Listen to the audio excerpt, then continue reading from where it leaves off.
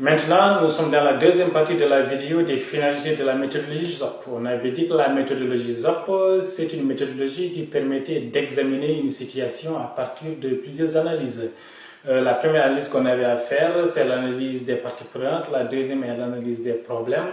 La troisième est l'analyse des objectifs ou solutions. Et enfin, la quatrième et dernière analyse qu'on fait, c'est l'analyse des stratégies et alternatives. Maintenant, à la fin de toutes ces analyses-là, on doit obtenir ce qu'on appelle une stratégie. Une stratégie ou bien une théorie du changement. C'est une théorie à partir de laquelle on va changer la situation présente pour aller vers une situation future désirable. C'est-à-dire une théorie à partir de laquelle on va impacter et induire un changement. Et quand on regarde ici, ZOP analyse, on fait des analyses, on choisit une stratégie. Maintenant, quand on choisit une stratégie au sein de la méthodologie ZOP, concrètement, une stratégie en matière de conception des projets signifie quelles sont les activités qu'on doit mettre en œuvre, quels sont les résultats qu'on doit obtenir, quel est l'objectif spécifique qu'on doit atteindre et quel est l'objectif global qu'on doit atteindre. C'est ça une stratégie. Une stratégie est toujours composée d'activités, de résultats, d'objectifs spécifiques et d'objectifs globaux ou globaux. C'est toujours ça une stratégie ou bien une théorie de changement en matière de planification ou bien de conception du projet. Mais maintenant, on avait dit que la finalité de la méthodologie ZOP consistait à renseigner la première colonne du cadre logique. Et on avait dit que la première colonne du cadre logique, c'était la logique d'intervention ou bien la logique verticale. Ça a plusieurs appellations selon les institutions. On peut encore l'appeler description du projet, chaîne de résultats ou bien narration du projet.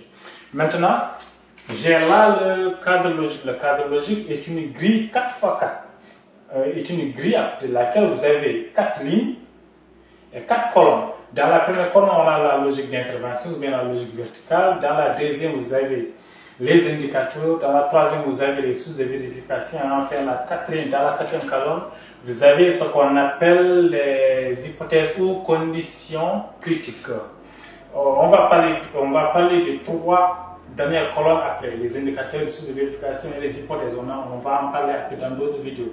Mais maintenant, nous allons parler tout simplement de la logique d'intervention ou bien de la logique verticale. Et pour avoir les informations de cette colonne, on doit se servir de la théorie du changement ou bien de la stratégie qu'on a trouvée. Une fois qu'on a terminé de faire l'analyse des parties prenantes et l'analyse d'une situation d'une façon générale. Maintenant, qu'est-ce qu'on a dans la stratégie? Dans la stratégie, on a les activités. On va faire ici les activités. On a les résultats. On va mettre ici les résultats. On a l'objectif spécifique ou bien les objectifs spécifiques. Ça dépend des organismes ou des projets. On met ici objectif spécifique. On a ici objectif global, on met ici objectif global. C'est pour cela que je dis que la finalité de la méthodologie ZOP sert à renseigner tout simplement la première colonne du cadre logique qui est la logique d'intervention, qui est la théorie du changement, c'est-à-dire la théorie à partir de laquelle l'institution compte changer la situation, c'est-à-dire l'institution compte régler le problème.